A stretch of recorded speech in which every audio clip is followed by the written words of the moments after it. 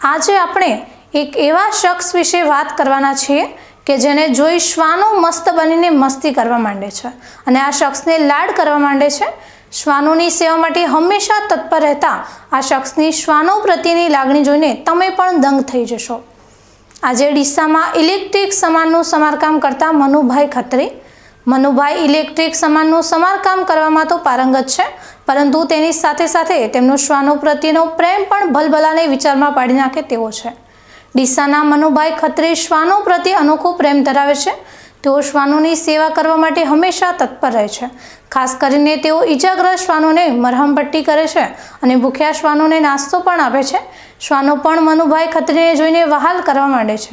Manubhai Khatri electric રિપેરિંગનું કામ કરે છે અને તેઓ ઇલેક્ટ્રિક કામમાં પારંગત છે। મનુભાઈ ખત્રીનું આ કાર્ય સમાજ માટે એક પ્રેરણાદાયી ઉદાહરણ છે।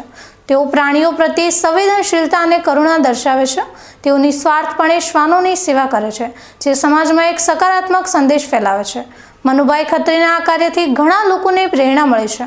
ઘણા લોકોએ તેમની પ્રશંસા કરી છે અને તેમના કાર્યને બિરદાવ્યો છે। તેઓ સમાજ માટે એક રોલ મોડલ છે।